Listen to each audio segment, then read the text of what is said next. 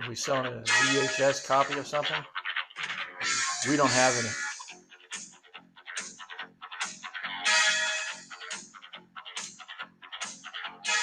All right. So if you can guess, so send us your send us a message. Wrong answers only. Send us a message and let us know if you can guess what theme that is. Last time, someone got the question right. He said, "Hey, got this Rick Gillespie on Name the Wrestling Tune." Said, "Hey guys, I recognize the song." And I was playing the theme from the original Clash of the Champions. He wrote it's a theme from Clash of the Champions 5, which it was. But also, I think it was. I'm not an expert in the. Pretty much all the Clash have used it. Yeah, Pretty much all of them. Well, yeah, for up until a point. I think they stopped using it around maybe like Texas Shootout or something. Yeah, I don't know. Like, 12 or something like that. 11, 10, 11, 12, 6, 7. So yeah, so if you know what that theme song was that I was just playing, send us a or let us know. Or try to stump us with a theme song. Yeah, and if you have any questions, please ask us questions because we're running out of things to talk about and we need questions. We can talk about anything. We can talk about wrestling. We can talk about love, relationships, finance. No, so questions about wrestling and like any angles. You got questions about anything? Glam metal. I can talk to them. So okay, so hair products. So we'll start off with you had called me the other night. I guess it was I don't know, maybe it was Thursday night or something, and you said you were watching, and I had the video pulled up here. Mm-hmm. Let's see. It's just on. If you go to YouTube, it's called The Great Muta in 1989, and it's on the WCW Live channel. I'm not exactly sure how that. I don't know, but anyway, so you on that video, this guy. Should you say the name? Or this guy named Jason Sterling had left a comment saying that. Do you want to take it from there? Go ahead. Was claiming about in no uncertain terms. He was claiming to be Dad's long lost grandson, and there was 2 other kids that he was apparently brothers with, and they enjoyed going to the matches where they were around Nancy Woman, the Great Muta. Terry Funk, Michael Hayes, just the star-studded lineup. Can you kind of give just a brief review of his letter of what he wrote? That he was in the dressing room, and I got it that he was at one particular match that because he mentioned Bruno. It would have been Halloween Havoc. So yeah, so 89. That was on that Muta YouTube video. Mm-hmm. So go ahead. Sorry. Basically, how he went to the matches. And how he went to the dressing room and watched Muta paint his face, and how he also Dad left him alone in the dressing room for a while with Muta because he had to go over everything that Muta had to do, and that wouldn't have happened. And how he got pictures with Sting, Lex Luger, and Nancy took him up to the out to the crowd with him and his other 2 brothers. The family's getting bigger, and what a wonderful time it was, and how Dad would stay in character and walk by him and wave high as he went to and from the ring, and how the death of Bobby Shane really weighed heavily on Grandpa in his declining years and what ultimately led to his death. Sorry, dude. Appreciate the fact that you've got so little going on that you want to be a long-lost member of this family, but, appreciate it. No hard feelings, but it's like, dude, it ain't even true. And the math don't math. Yeah. He was 9. So he's the same age as you and 2 years younger than me. So I don't know if I got the point across that this guy was claiming to be Dad's grandchild. And so we sent him a message from Gary Hart Fan Club saying, hey, dude, Gary Hart was a lot of things to a lot of people, but your grandfather, he was not. And to the guy's credit, he took the message down immediately. But if he goes out, I think he's a prize fighter. So if he wins something, welcome to the family. Yeah. Win something legitimately. But it was also funny. I remember it didn't bother me at all. It's like I look at his flattery. You called me at almost midnight telling me about it. Yeah, because it's so ridiculous. Yeah. It's like that. Notice how my voice climbed an octave there? It's like that Peter Brady kid. But so hey, no heart. Yeah. No heat with you, brother. Yeah, I'm glad you're a big fan. Send us a question. Yeah. We need questions. But no, he maybe tell us some things about Dad we don't know. But yeah, I remember a few years ago, it's just funny that a guy came up to me at work and he told me, he goes, "Hey man, he goes, you're Gary Hart's son, right?" I go, "Yeah."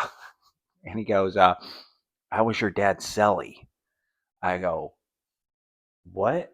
He goes, "I was your dad's cellie." I go, "What's a cellie?" He goes, "I was your dad's cellmate." I go, "What?" He goes, "I was in prison. I served time with your dad. He was my cellmate."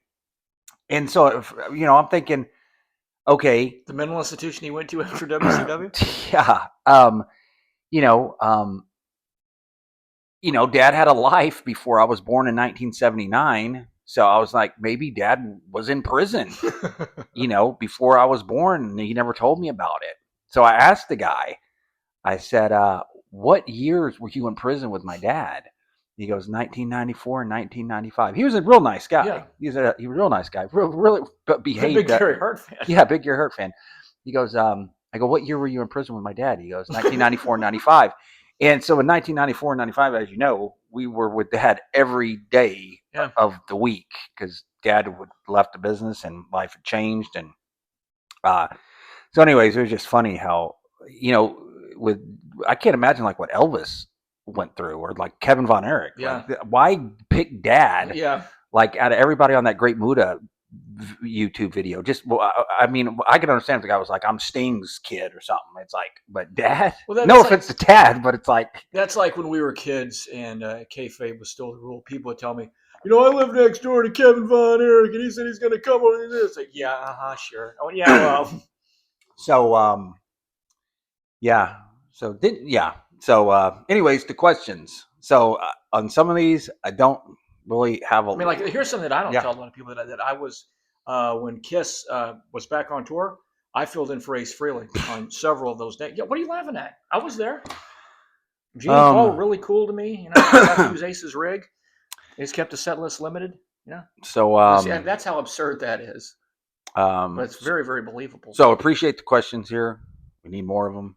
Uh, I don't know how in depth we can go with some of these because I just don't know. But anyways, We're pretty deep. Goga Migo. Que pasó? He said, Amigo? I read your dad's book that he watched wrestling at the Chase while visiting a family member. Mm-hmm. Do you know if your dad ever wrestled or managed at the Chase Park Plaza? I think he wrestled there once or twice in his younger days. As far as managing there, no, because Sam Muchnick and the rest of the cats that ran St. Louis, uh, oddly enough, they used to call Dad for dates on Bruiser Brody, but they didn't want to use Dad because they said he was too violent. Hmm. And when Dad brought Kabuki to St. Louis one time, and it didn't get over because everybody remembered him being Takachio there. It's kind of hard to disguise that. It'd be like if you would have brought Muda to Dallas, everybody would say, "Oh, that's Super Black Ninja," because they would have remembered it from World Class. But Muda, on the other hand, was over unbelievably hot in St. Louis. But as far as wrestling there at that particular building, once or twice as a young guy, but as far as a manager, to the best of my knowledge, no, never worked there.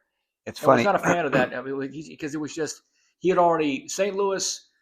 Uh, by that point in time, it was not. I mean, that was the one talent they had at that territory that really drew really well. Mm. But he went there once or twice with Kabuki, but it just didn't get over.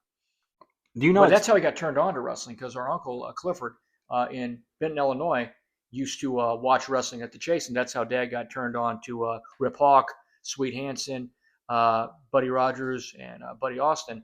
And oddly enough, Dad was a big mark for Rip Hawk that he Yeah. saw at the Chase. And 15 years later, ended up 15, 20 years later, actually ended up managing him. Yeah. But no, that's what got Dad into the business. I mean, interested and aware of it. Do you know? He says And they gave us Jim Herd too. Think about that. That's what Wrestling at the Chase gave us. that it says your dad's book. He said he watched wrestling at the Chase while visiting at a family member. Who was the family member? Uncle Clifford. Oh, okay. Mhm. It's been funny. We just talked about people claiming to be members. Yeah. Yeah. Anyways, Uncle Clifford. Yes, Butterball. Okay. He's my dad's brother. My dad did not have any relationship with his father, but he had a relationship with his father's brother because my dad was forced to go see his dad in Illinois during the summers, and that's and my dad also did some like day labor and construction for when he was a kid for my uncle who was also my uncle became a bricklaying foreman, as did my uncle Clifford. The whole family was into bricklaying. Dad decided he was going to make his money without actually using his hands. Um, You're finding out things about the family you didn't even know. yeah. Wow. This is funny. This is way off subject, but a few weeks ago, someone asked a question like, "What was Dad like at home?" I don't know if I mentioned it. Dad liked to cook. I know Yeah, it's way off you the mentioned subject. that. I did mention that. Yeah. Okay. So, You mentioned that we never had a good meal until Michael Hayes or Great Muda was on the card. so go give me go. Thanks for the Thanks, question. Migo. Got any more? Please send it to us.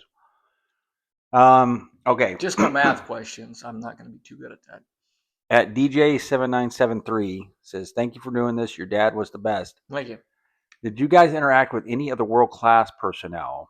And he lists kind of a different set of world class personnel. Rick Hazard, did you interact with Mark Lawrence, Mm-hmm. Bill Mercer, Mm-hmm. Ralph Pulley, Mm-hmm. Rick Hazard, or David Manning? Mm-hmm. David Manning, he promised me a tiger when I was like 3 years old. David, I'm still waiting. And he was one of the only referees that really knew how to work with Dad. Him and Tommy Young, because Dad was fairly active at the ringside area, and he would do a lot of talking and a lot of chatter.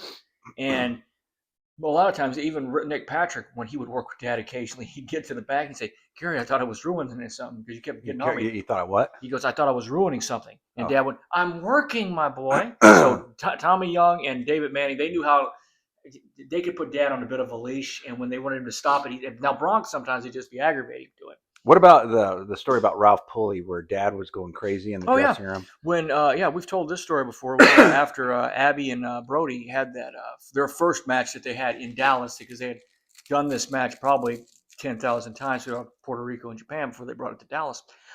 They were working that match at the Reunion Arena. Thanksgiving.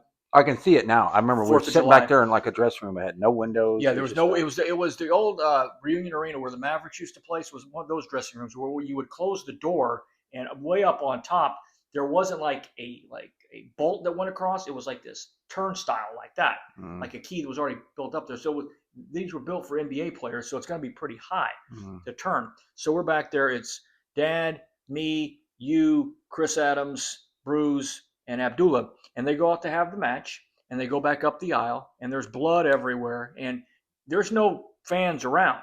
But Dad keeps the thing going, which now, being older, I would too. He's keeping kayfabe. He's keeping kayfabe alive. Him and David Manning are still jawing at each other. Yeah. And I'm like freaking out because I'm thinking, okay, wait a second, something wrong is here. This has become, they've worked themselves into a shoot because there's no crowd around and they're still doing it. Dad was just making sure if there's any fans in the back. Yes. That he was protecting the angle. There's no way they would have got back there anyway with that. But, and I understand why he was doing the same thing. So Dad's playing the race card saying, it's because he's black is why you're jumping on him. And then Dad asked one ref, David Manning goes, he hit me. He goes, who hit Bronco? He goes, he hit me. And he turned to Ralph Pulley. He goes, who hit you? He goes, Abdullah the Butcher. Now, thank you. Stop it.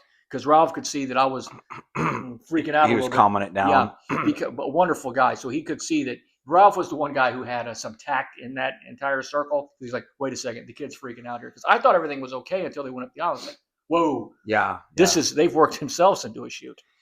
Yeah, so Rick Hazard, I really don't remember.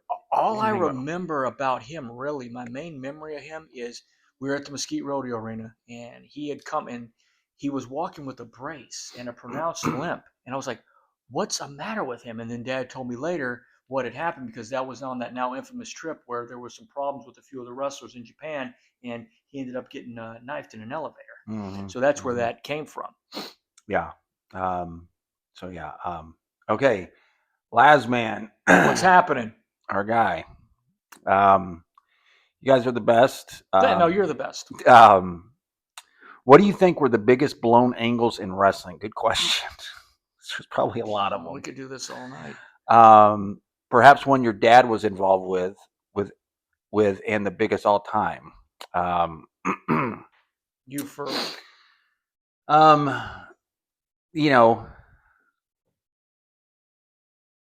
I guess this kind of goes out the realm of an angle, but just the whole Great Muda thing, just how it ended.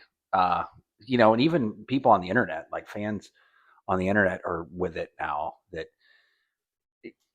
like I was just watching on that the Great Muda DVD or video. Mm-hmm. Uh, one shot of Kenji, man, it was over so well, and he's just in the ring. He's got his mask on, and it's like he looks like he was undefeated. It's like he looks like a friggin' real life ninja, like a Mm-hmm. real life GI Joe figure, Yeah. like an action You're a figure. Storm Shadow. And they Or ended Snake it. They Eyes. killed it. Yeah. That could have went on and on. It could have, it could have been. Yeah, I mean, him as the world's champion. Sometimes if you pretend, That would have been nice to go away with the belt at least once, well, I'm just which saying, was supposed to happen. and he had. I think he wanted to go home. I think The that was it. office wanted him home. They had his papers. We didn't. People were positioning. I mean, this story has been told, more times than about the rise and fall of the Cowboy Dynasty. Yeah, I just sometimes if you pretend Pretend. that at Starrcade '89, if you just watch it and pretend that when you see Flair fighting Muda, Mm-hmm.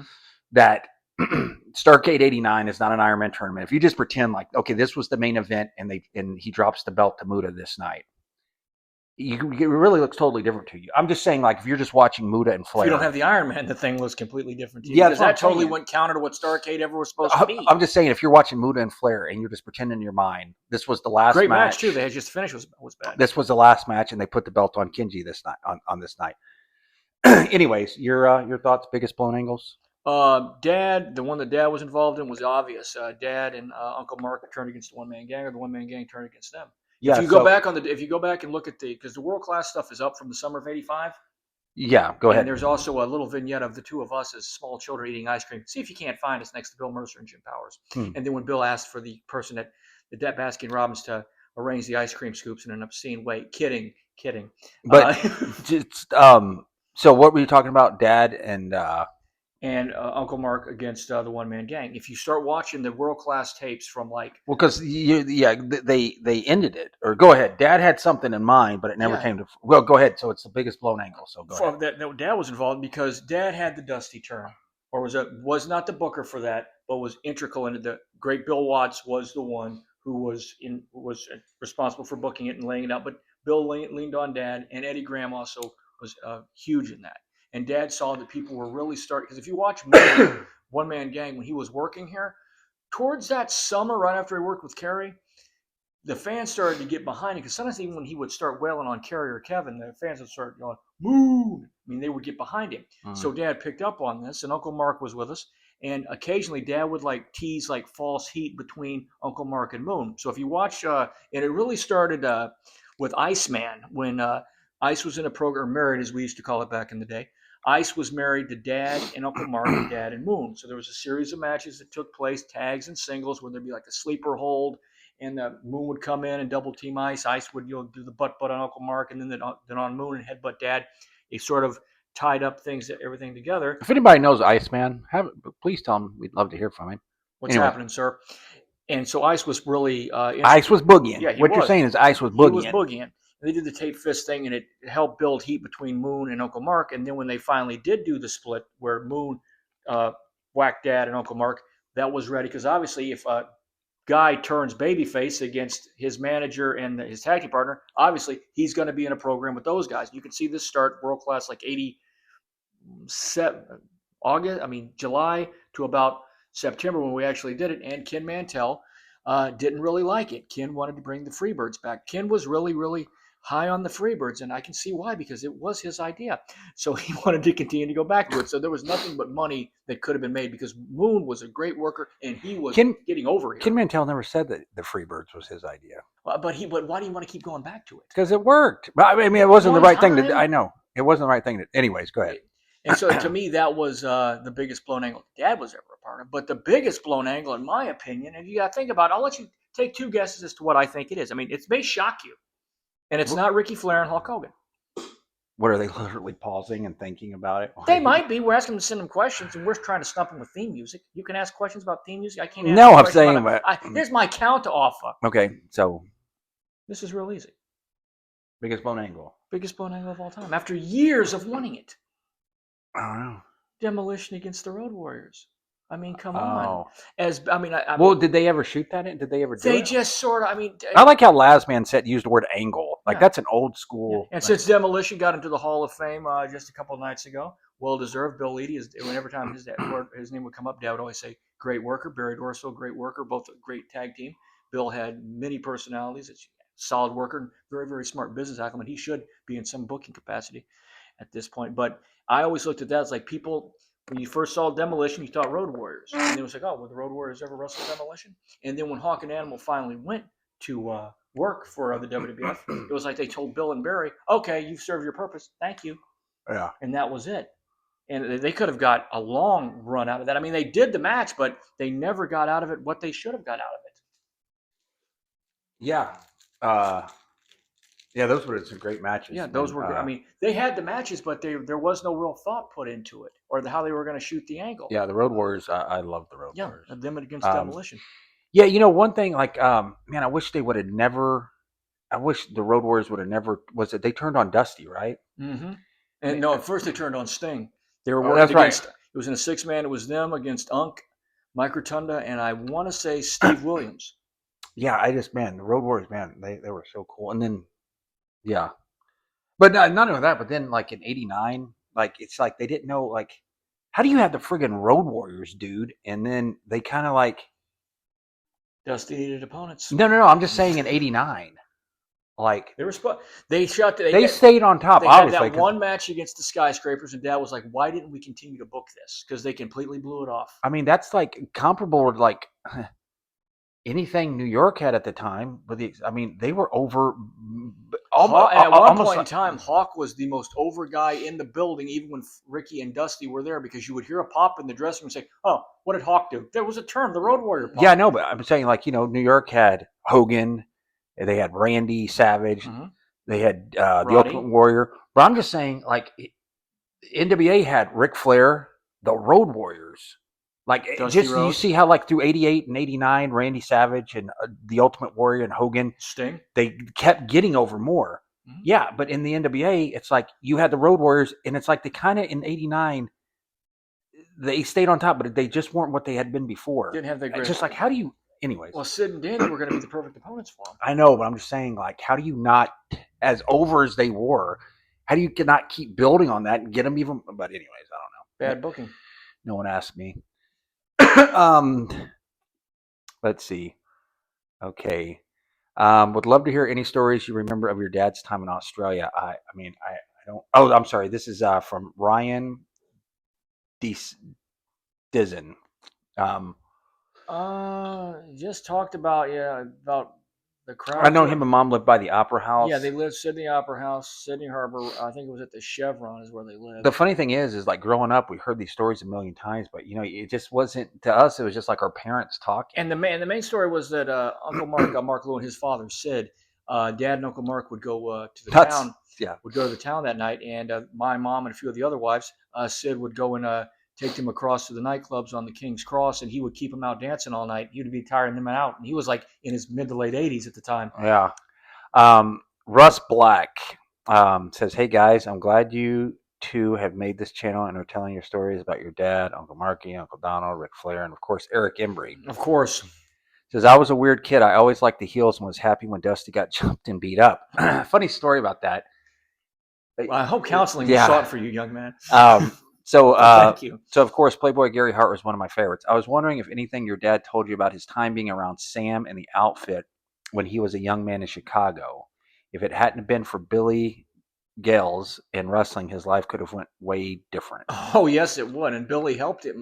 Was involved in him getting away from those gentlemen because Billy said eventually, you're going to have to do something. And Dad went, So Billy Gales, he was a wrestler. He was the one who trained Dad. Right, I knew that, but I was just for people that may not know. Yes, he was a light heavyweight champion of the world at that time. He met Dad for the first time. Dad was at a swim meet in Fox Lake, Illinois, and Billy did a lot of work with the underprivileged kids and the high schools and the student athletes, and that's where he happened to meet Dad. And ironically enough, a few years later, at the Marigold Arena, a few of the fans were trying to jump on Billy and Johnny Case, and Dad was sweeping up, and ended up taking care of one of the fans with a broomstick, from what I remember, and they pulled him into the corner in the dressing room. And Dad was like, "Oh, what are these guys gonna?